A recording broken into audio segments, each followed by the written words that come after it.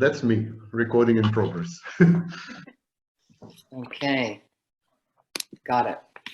Good evening, everyone. My name is Kim McCord, and this is my co-host, Karen Belcourt. Together, we welcome you to episode number 2 of Pop the Red Pill.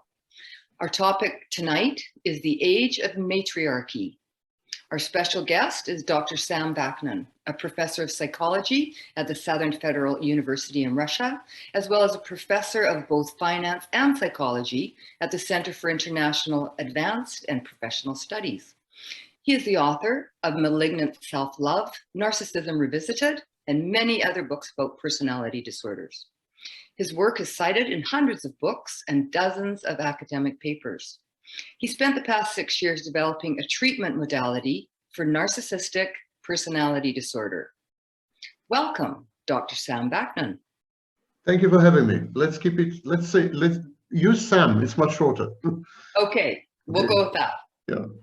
Tonight, we will discuss women and how they are taking over the world in many ways, except for one.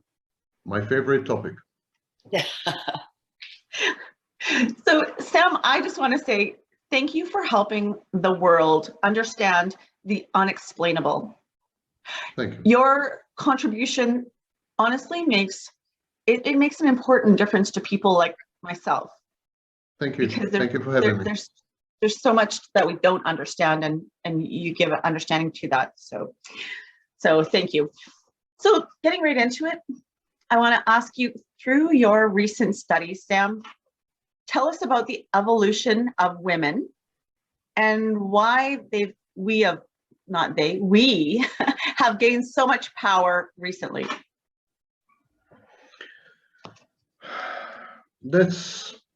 Nothing is simple when it comes to women. I discovered in my long history as a man. And this is no exception. Everyone knows by now, under this label of patriarchy, everyone knows by now that women had been subjugated, treated as property, chattel, had been abused and tortured, had been co-opted, had been exploited, etc., for millennia. At least starting with the agricultural revolution, because prior to the agricultural revolution, most human societies were egalitarian. Also egalitarian gender-wise. So men and women were co-equals, were equal in the generation of wealth, the distribution of food, the preservation of the unit. Usually it was a small clannish unit, and so on and so forth. The agricultural revolution created a situation where there was a premium on muscle power, because you had to drag very, very heavy plows through the fields, and you had to constrain cows and bulls and I don't know what, cattle, and you had to have muscles. In the agricultural revolution, you needed to have muscles to prevail. And men are more endowed this way. They have more muscles, they have more brawn. And so the agricultural revolution revolutionized not only the means of production and the way we distribute food and the way we congregate because of surplus food. This is known as urbanization, the creation of cities, but it had more fundamentally transformed the power matrix between men and women. And then around the 17th and 18th century, there was a new period, it was called the Enlightenment, and people didn't need to work that hard because of technological advances, and so muscle power was being devalued. Muscle power lost its edge, and emphasis came to be on intelligence, networking, empathy, in other words, on social factors. We had transitioned from societies which harnessed essentially slave labor, both feminine slave labor and masculine slave labor. We had transitions to societies which harnessed knowledge, information, and the processing of information in networks. So we had transitioned essentially from hierarchical societies to networked societies. Now, when it comes to this, women have the edge. Women network much better. They have much more empathy to start with. They are as intelligent as men. never mind the misogynistic myths online that women's IQ is lower than men. That's not true. Women are as intelligent as men. And so in these societies, women had acquired the edge within a brief 200 years, because in terms of human history, 200 years is nothing. It's a blink of an eye. Within a brief 200 years, the power matrix had been inverted. And today, incontrovertibly, women are gaining the upper hand. In colleges, to every 3 men, there are 4 women. In terms of graduation, 2/3 of graduates are women. In many professions, anything from law to medicine to teaching, in numerous professions, women are the majority, sometimes overwhelming majorities. Now, many of these professions used to be male preserves. They used to be exclusively male. So women had taken over. Women hadn't penetrated all and hadn't broken all the glass ceilings normally. As I said, 200 years is nothing. So women hadn't really made serious inroads in high technology, for example, and in other fields. But they are on their way. Now, we know that education is the exclusive predictor of lifetime earnings. And we know that money talks. So by the end of this decade, women will have total equality in terms of income with men. And by 2050, women will be much richer than men and will have much higher incomes than men. Even today, 43% of all primary breadwinners are women. Almost equality. It's almost equality. Had women not been encumbered by childbirth and the need to raise children, women already would have surpassed men in terms of adjusted income. It's not the same as absolute income. They will already have surpassed men. So men feel dejected. They feel rejected.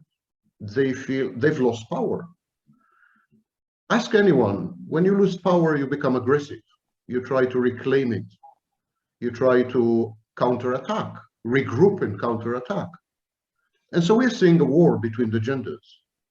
Make no mistake about it. It's not about liberation. It's not about emancipation. It's not about any of these nonsensical ideologies. It's ideological nonsense that is a veneer tried to quote. It's about power. It's about money. It's about access. It's about opportunities. And it's about who will dominate who. Yes, women are not averse to domination. They're not averse to dominating. So it's a war. It's an absolute gender conflict. It's a war. Women are winning this war, big time. Men are losing this war, big time. And so men have retreated to toxic masculinity. Toxic masculinity is a recent phenomenon. It's a new phenomenon. Because in the 19th century, the code was chivalry, being a gentleman. Mm-hmm. Toxic men in the 19th century were roundly rejected, for example, in novels, in literature. They were described as scum. But today, toxic masculinity is men's only answer to the ascendance of women. What else can they do? They can't put the genie back in the bottle. It cannot be done. So what men are doing, they're isolating themselves. They're hurling insults at women. And in the single arena where they still have an edge, which is sex and romantic relationships, they're abusing women and degrading them. Because this is a way of getting back at women for being uppity, for being, the winners, for humiliating men with their own accomplishments. Now, you could ask, so why don't men fight back by being even more accomplished than women? Why don't they fight back by attending college, for example? Why don't they? Because men are spoiled, and they were spoiled by millennia of patriarchy. They were spoiled by millennia of not having to do anything in order to dominate. If you had a dispute with a woman, well, you could beat her up. It's a very convincing argument. or you could deny her legal rights, or you could abscond with her property, as was the case in Victorian England, where the property of the wife belonged to the husband. Or you could even sell her, which was the case in the vast majority of cultures and societies until the 17th century, and is still the case with trafficking, human trafficking. So men got used over millennia. They don't have to compete. They had to compete among themselves, but it never occurred to them that they would have to compete with their own property, also known as women. So they're not prepared mentally, culturally, socially. They don't know. They were caught off guard. They are shocked by the alacrity and the quality of the changes. The transformation is too much for them, too fast, too soon. Of course, this was all accelerated by the emergence of self-empowering technologies that had rendered people self-sufficient, and, for example, allowed something like 60 million Americans before the pandemic to work from home. So these technologies favored women, because empowering technologies always favor the underdog. It's a rule. When there's a new empowering technology, for example, the printing press in the 15th century, it favors the underdog. So the underdog were the women. And these technologies empowered mostly women. Ironically, most of the users of these technologies until recently were men, and the inventors of these technologies were all men. But the great beneficiaries were women. And so today women are self-sufficient. They make enough money. They have technological tools that empower them, including in terms of dating, for example. They raise their children mostly single-handedly. Well over half of all children grow in single-mother households. And to summarize it, in the words of Michael Moore, you don't need us anymore, Michael Moore said. Thank you. That was an excellent explanation. So Sam, citing your studies, the explosion of narcissism in our society is staggering. Can you speak to the reasons for this, and which generation and gender do you see the biggest increases in narcissism? Where women had gone astray is when they had adopted toxic masculine role models. Today, toxic masculinity is not limited to men, is as prevalent among women. Women want to be toxic men. That is the role model. They want to be psychopathic, bullying, narcissistic men. Women did not adopt role models of good, hardworking men, conscientious men, agreeable men, nice men, good men, which have been the majority throughout history. Women had adopted the wrong masculine role models. Now, this is clinically established. There are studies that show that women describe themselves in exclusively masculine terms. That's a revolution, because only 40 years ago, women had described themselves in exclusively feminine terms. So there's been a transition, and women today want to be men, that's for sure. Only they want to be the wrong kind of men. When women are asked, young women under the age of 35, when they're asked to describe themselves using a list of adjectives, they have to choose 8 adjectives. And so they choose 7 out of 8 adjectives describe aggressive, dominant, go-getter, ambitious, essentially psychopathic and narcissistic men. That's how women perceive themselves. That's what they want to be. This is the ideal. That's where feminism had gone astray. Now, a part of this stalled revolution, the clinical term is stalled revolution. When you go to the literature, you look up stalled revolution, and you will see all the backup to what I'm saying. The end result is unigender. All gender roles have been essentially abolished, and we have a single gender. So this single gender is men.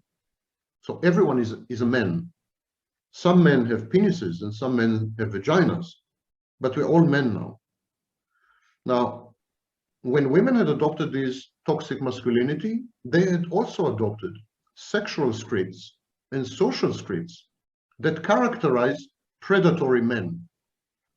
And so, for example, they had embarked on a spree of casual sex, but the bad sort of casual sex. Casual sex where the anonymity translates to lack of empathy, to lack of attention to the partner's pleasure, to self-gratification at the expense of the other, the wrong kind of casual sex. Because you could have casual sex, you could have a one-night stand, which would be wonderful. If both partners attend to each other's pleasures, if they are empathic, if they're interested in each other as complete human beings, even a one-night stand could be a wonderful experience. That's not the case.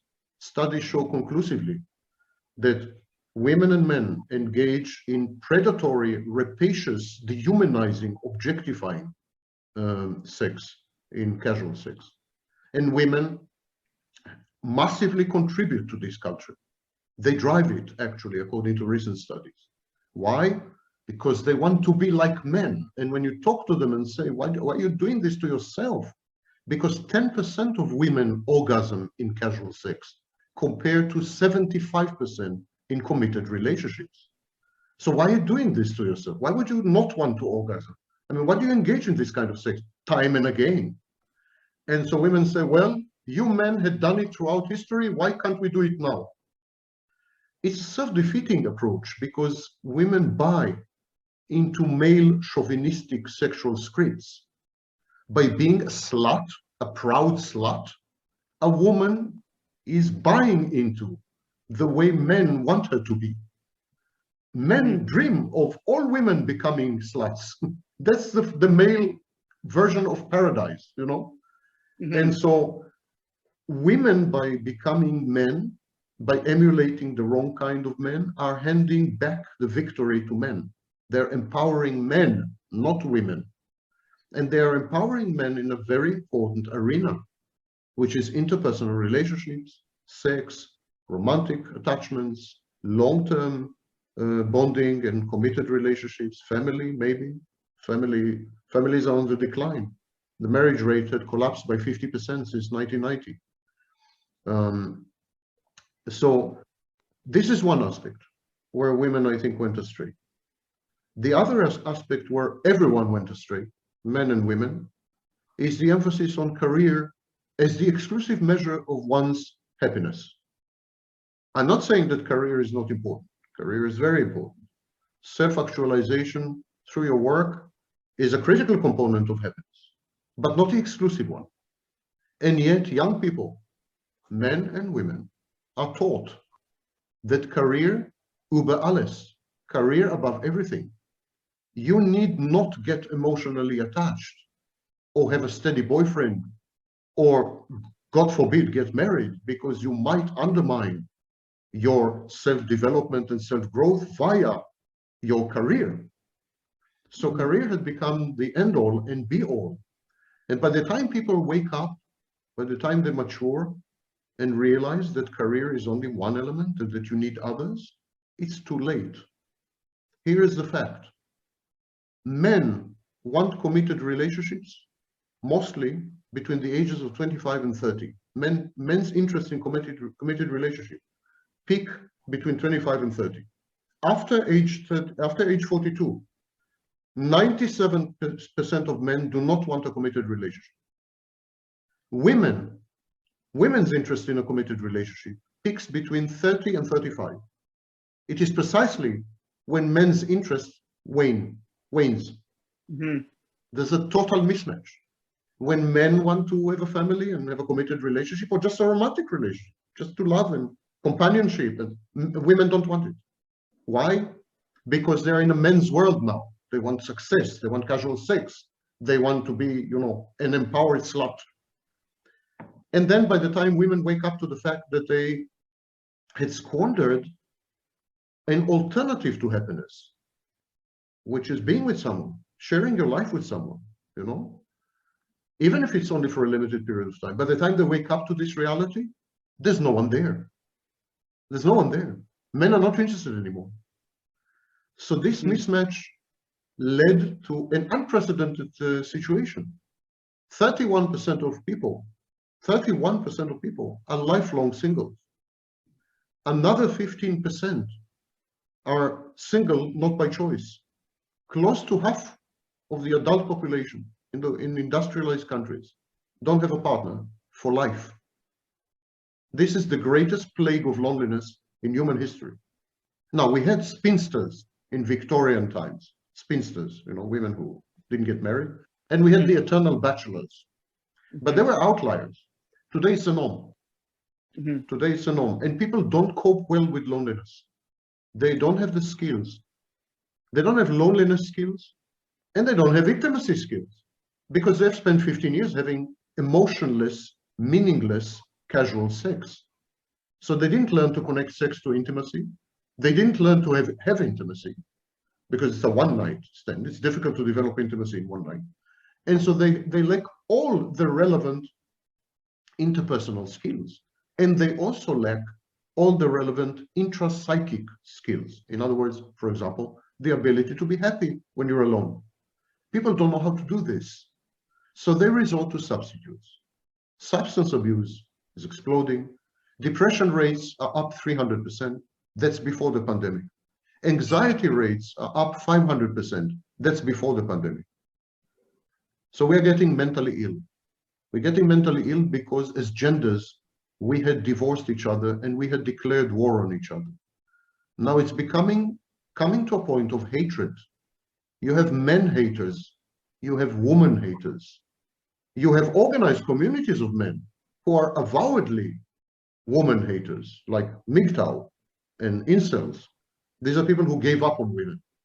And you have a lot of men haters among women, definitely. Men hating had become, bon ton. So it's bad. It's not only gender vertigo, like you don't know how to be a man and you don't know how to be a woman. That's called gender vertigo. It's not that. It's a gender war. It's a gender war. Now people say, it's okay, it's great because we don't need children. Why men and women need to be together? It's to procreate, to have children. But we don't need children. That's nonsense. We need children more than ever. Why? Because we age. The population ages. So we have a majority of population in industrialized countries above the age of 65. We have like 25% above the age of 65. We need children to support these old people. For example, by contributing to pension schemes. We are running short of 20 to 30 million children a year. Within 40 years, by 2050, the whole structural society will collapse under its own weight because 50% of the population will be above the age of 65. 50% will be above the age of 65. We will have become a geriatric world. But people are not having children. The replacement rate in industrialized countries, for example, in Britain, in Germany, in Russia, even in the United States in the past 2 years, the replacement rate, the rate of childbirth is under the replacement rate. In other words, not enough children are being born to replace the people who are dying. And so populations are diminishing all over the world and aging. It's a major catastrophe. There's nothing we need more than children. But who's going to have a child nowadays? Who's crazy enough to have a child nowadays? New child. Who is crazy to have a child nowadays? People are less, I think, less terrified by COVID or even by economic hardships. But if you talk to men and women, women say there are no men out there. The men who are out there, they refuse to commit. They're not serious. They're not invested. They're effeminate.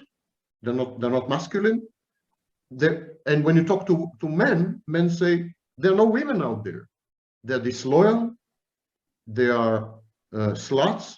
They are, crazy bitches. They are narcissists.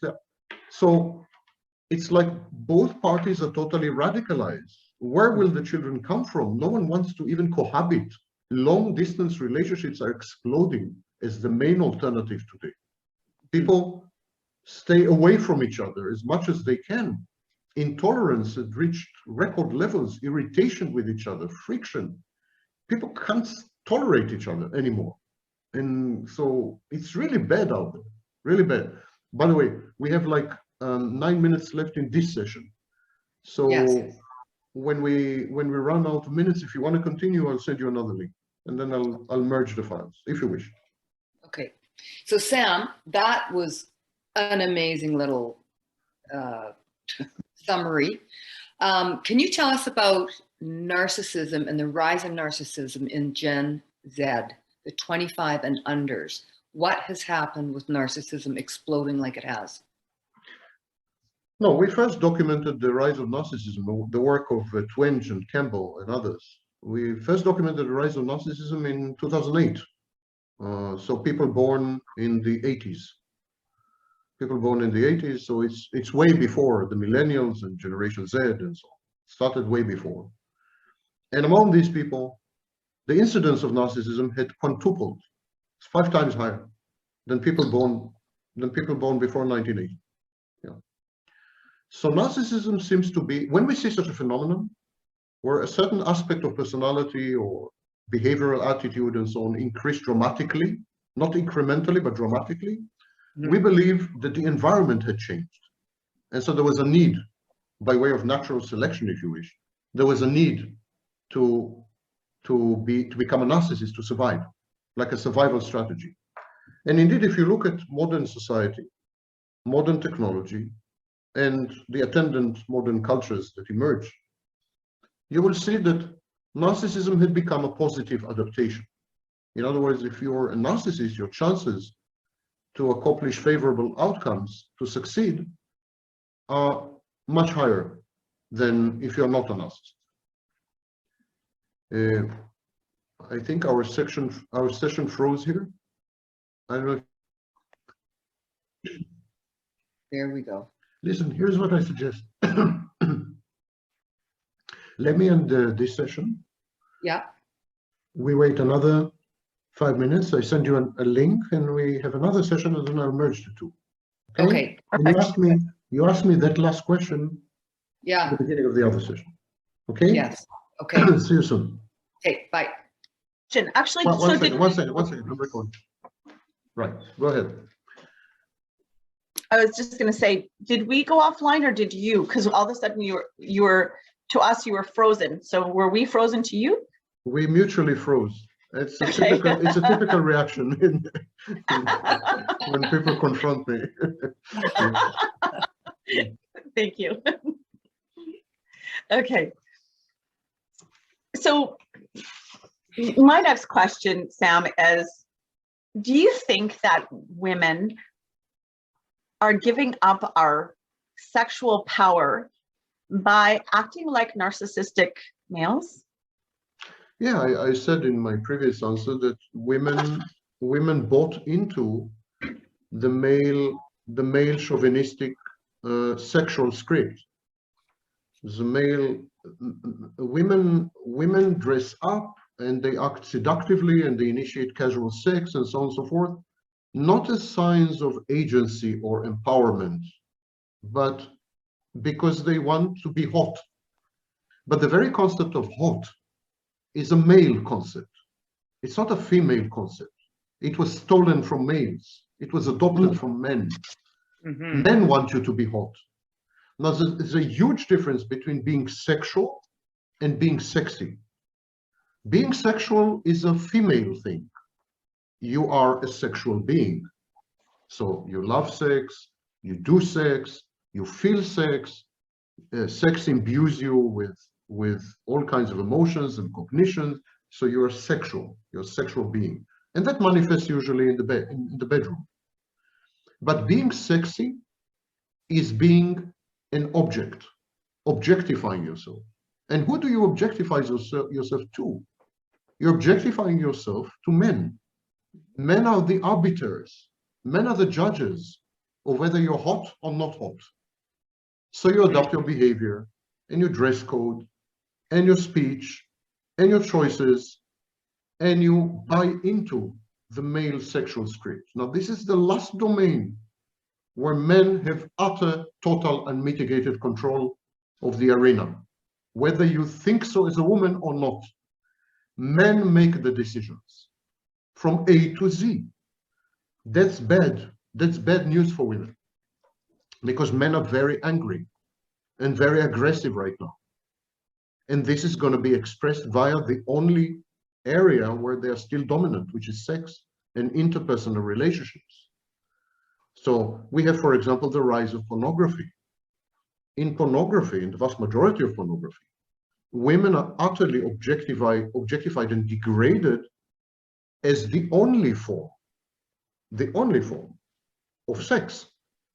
I mean, there's a place for degradation and humiliation in BDSM and in sex. It's a variant of sex. It's a form of kinky sex. And it adds spice. It's not necessarily an entirely bad thing. But when it becomes the exclusive mode of sexuality, it deprives one of the participants, the woman, of humanity. It renders her a rag doll, an object. This is precisely what happens, for example, in the hookup culture in colleges. This is precisely what happens when women date in the so-called dating scene. Dating today is glorified hookups. No one dates. Men come to a date fully expecting sex. And if you refuse to give them sex, they become aggressive and sometimes violent. And when you do agree to have sex with them, they use you. They use your body to masturbate with. As simple as that. They refuse to give you oral sex. They refuse to please you. They refuse to pay attention to you. They finish with you. They dump you and discard you. It is an abridged version of narcissistic abuse. So today, rather than say, that's it. If this is the kind of sex you're giving us, you're not going to get sex anymore. Dear men, shape up or sheep out. Instead of saying this, women are saying, okay, we're going to play by your rules. You want us to be hot? You want us to be sexy? You want us to wear skimpy clothing, to be half naked? You want us to pretend that we like your sex just to please you and cater to your needs and bruised egos? We'll go along, because if these are the rules of the only game in town, then we're going to play this game. I'm saying that women should opt out, and this is the true form of empowerment. Empowerment is not about saying yes. Any idiot can say yes. Saying yes is a form of spinelessness, of weakness, of subservience. It's not a sign of any kind of imaginable empowerment to try to imitate a porn star. The real empowerment is the ability to place firm boundaries and then to enforce them and to insist on your values, whichever they may be. I'm not making any judgment call here. Whatever your values may be. Maybe your values drive you towards casual sex. Go for it. Have fun. But insist on boundaries and on your self-respect and dignity and on your values. And if you don't do any of these things, you are not an empowered woman. You're a concubine. You're a geisha. You're a prostitute.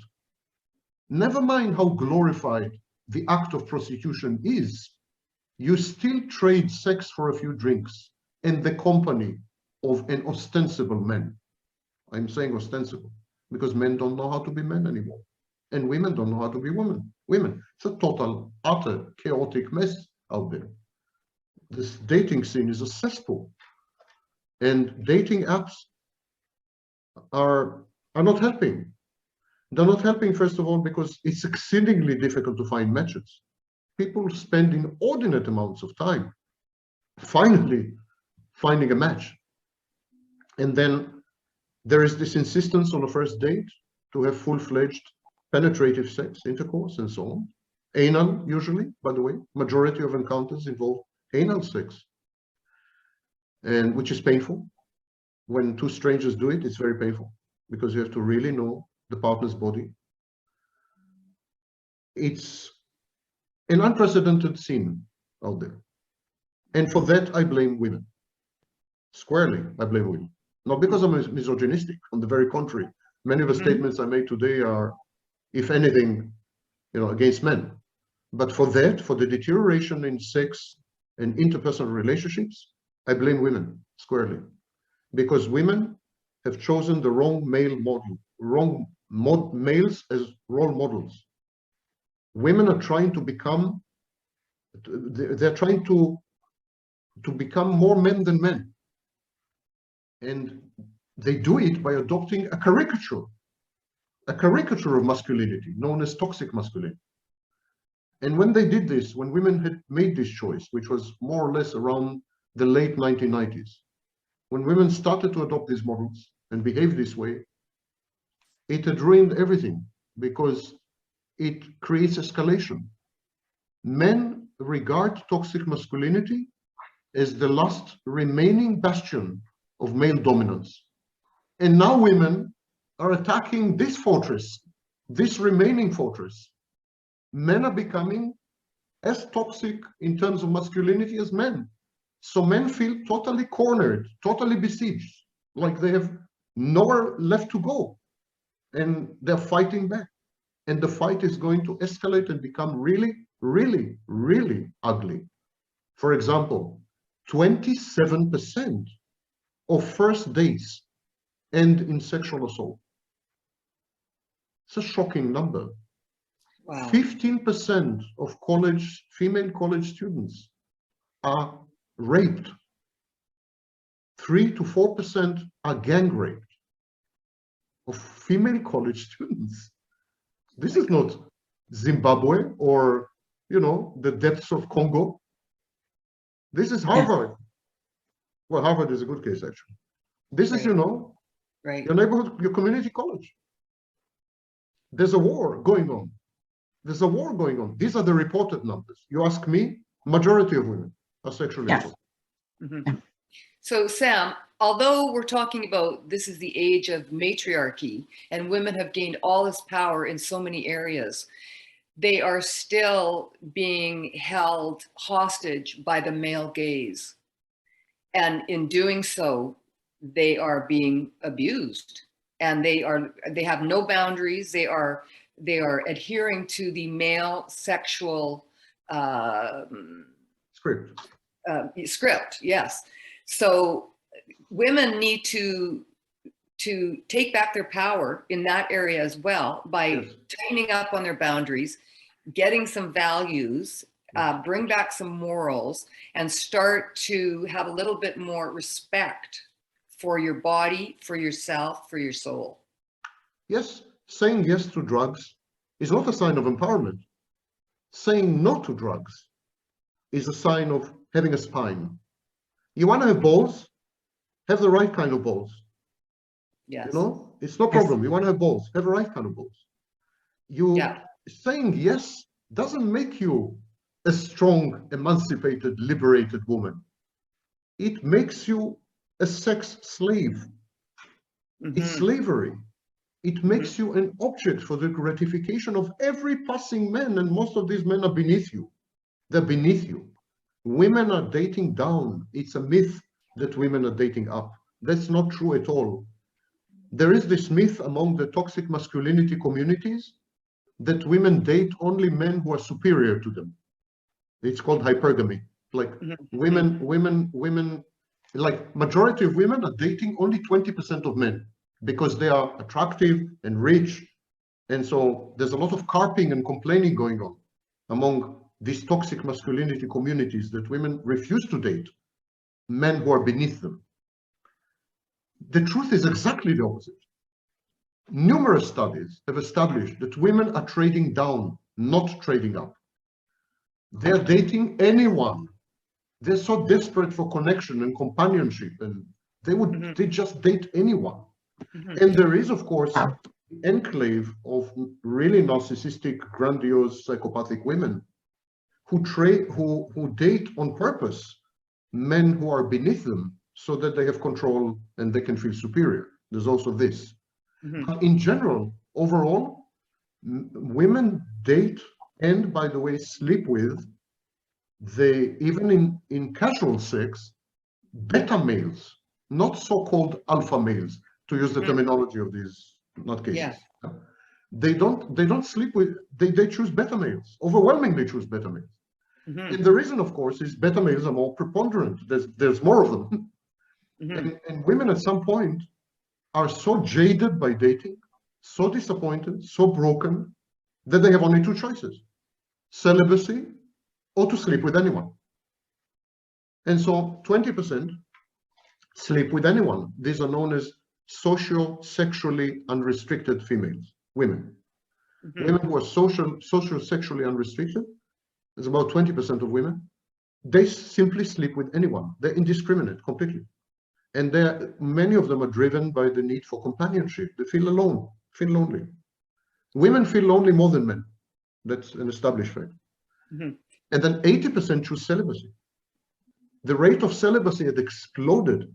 The frequency of sex among people under age 35 is the lowest ever, not the highest ever, the lowest ever.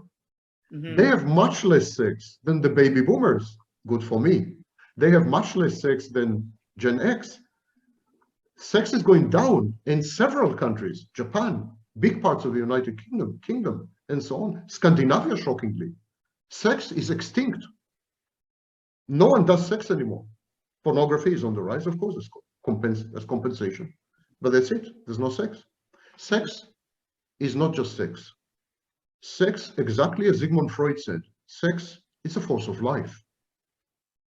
It's a connection. It's a bridge to the next generation. It's the ultimate form of intimacy. It's bringing someone into your body. It's merger and fusion. It's an amazing experience if done properly with the right man, with the right person. So to have given up on it is to have given up on life. And when we have a country like Japan, with a majority of people under age 35 are virgins, that doesn't bode well. When we have a country like the United Kingdom, where sex doesn't feature among the first 5 favorite pastimes of teenagers, they list video games, million things, social media, but not sex. So these are bad harbingers. These are really seriously bad signs. I personally, and I used to be a climate change activist. I'm still a member of one of the biggest climate change NGOs in the world, think tanks in the world. Well, I know a bit about climate change. I've written about climate change extensively. And I tell you, the crisis between the genders is a far, and I mean far bigger threat than climate change. Far bigger threat. We will go extinct long before climate change has any serious impact on our daily life, just by virtue of the fact that starting in 2016, a majority of women and men did not have a single encounter with the opposite sex.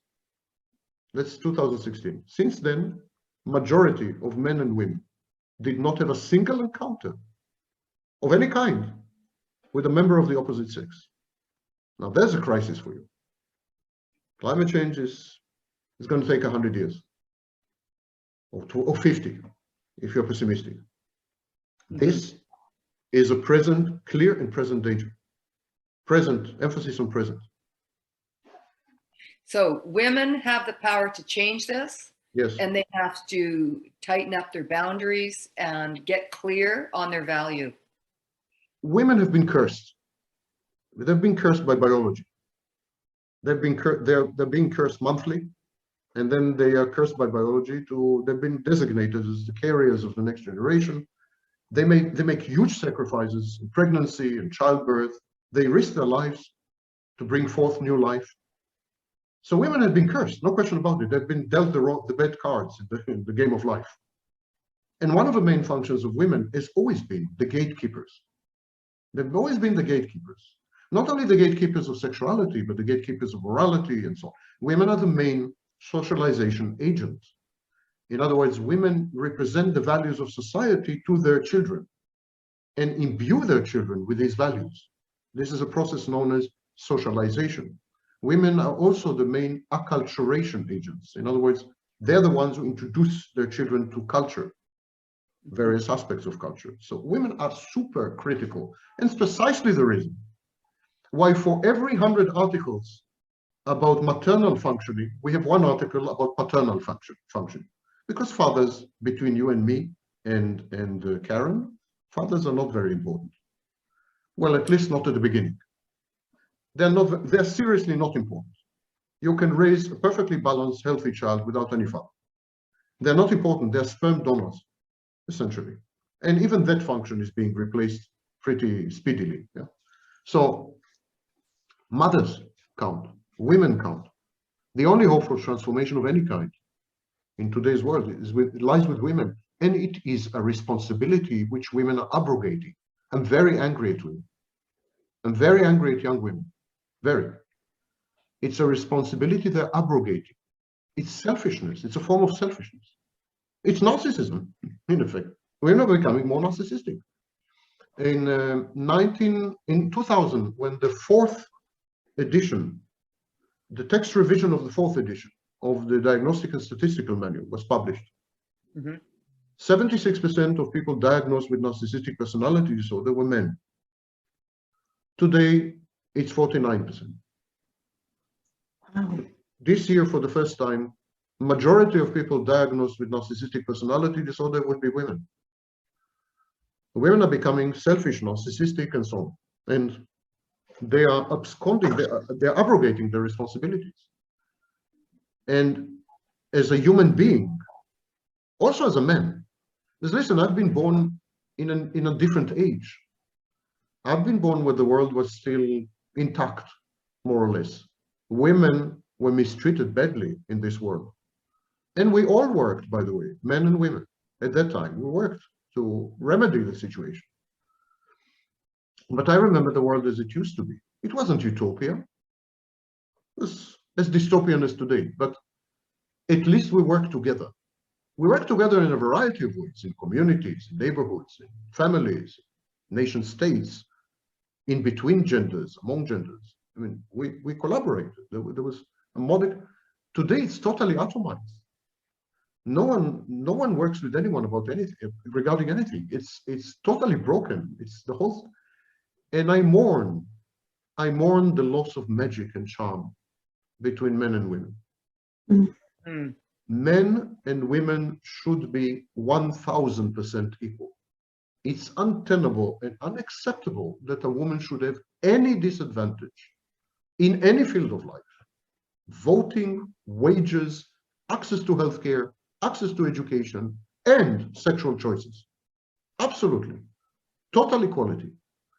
But where feminism, late feminism, mainly liberal feminism, but not only, where it went astray is in confusing equality with identity, and then confusing identity with substitution. So like the first they said men and women need to be equal, then they say, well, men and women need to be identical. And then they said, actually, women can replace men. Men are dispensable. These were the messages, still are.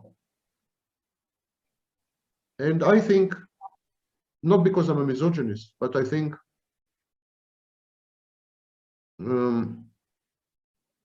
big part of the blame, it's not a blame game, but big part of the responsibility goes to women and the academic establishment that had supported.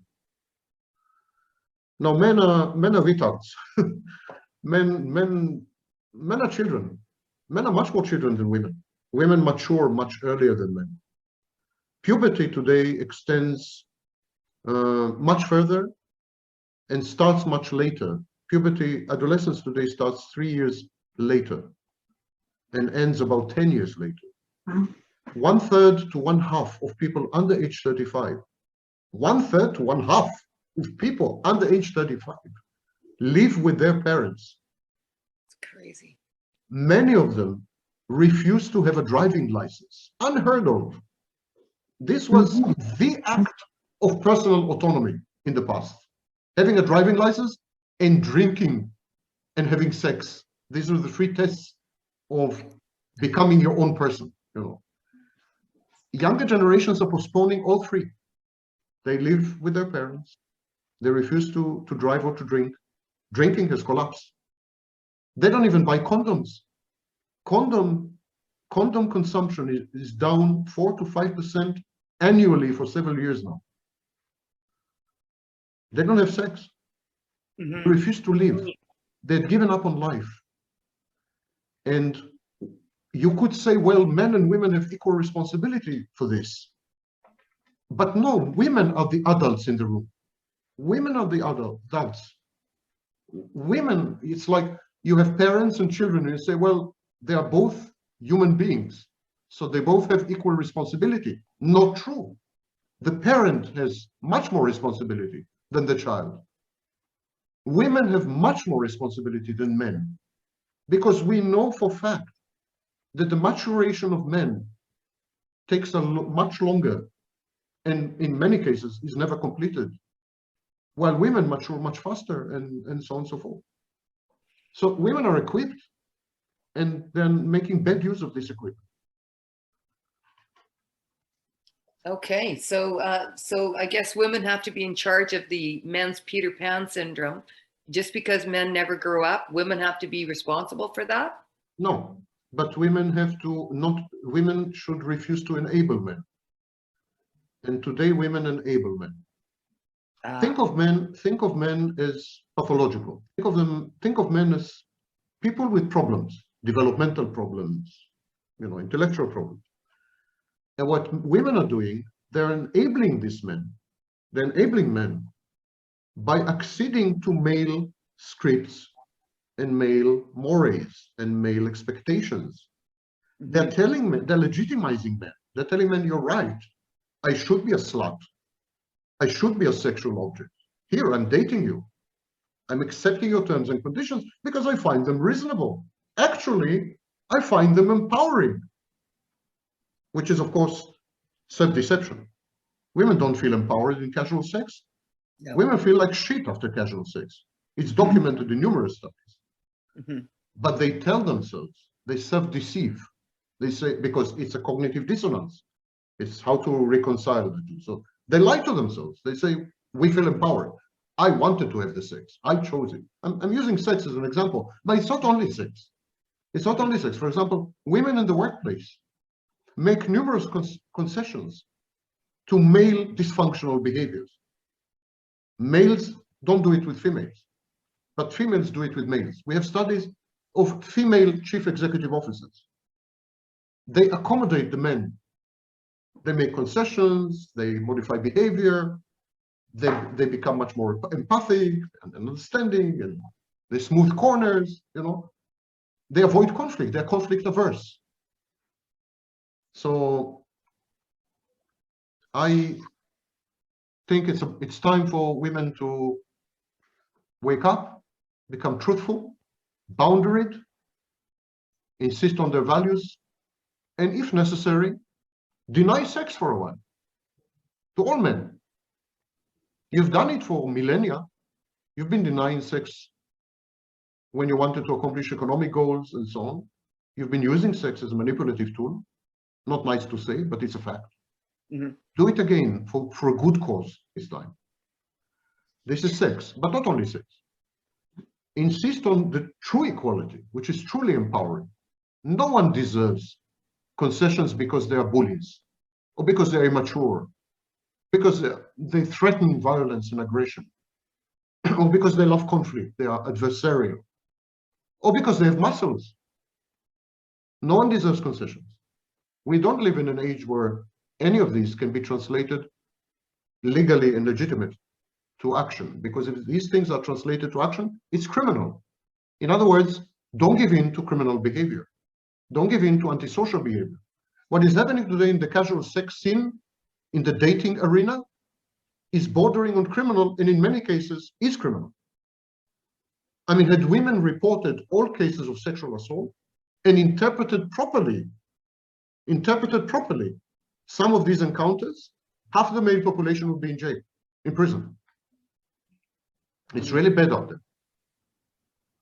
Yeah, like Prince Andrew might be down the road. Yes.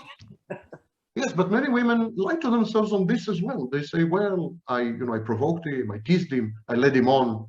I should have known better. I should not have gotten drunk. I shouldn't have dressed this way. Or it wasn't really that bad. Or, okay, at least he was pleased. I wasn't pleased, but he was pleased. So women do this all the time. Mhm. You had been conditioned by millennia of abuse and subservience to be mentally submissive. You may be, as women, outwardly liberated and emancipated. You have access to money and power and jobs and so on. Mhm. But changing the mentality of the weak, because you've been the weak, changing the mentality of the weak, becoming less passive-aggressive, less self-deceiving, less people-pleasing, This will take centuries. Mhm. Mhm. This part will take centuries. And also, Sam, wouldn't you say, I think in your studies, it shows that the alcohol consumption has gone up extensively for women. Women need to stop getting drunk and having sex.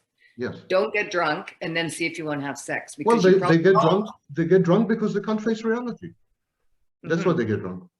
They want not to be there. Yeah. Why would you be somewhere you don't want to be in? I mean, Yeah. totally crazy. Okay, I think we are about to run out of time. Yeah. We're going to stop there. That's it for Pop the Red Pill. Karen and I would like to thank our amazing guest, Dr. Sam Vaknin, for sharing such current and accurate information. Thank you, Sam. Thank you both for having me. And It's been wonderful. See you maybe. Take care. Thank you. Bye. Thanks, Sam.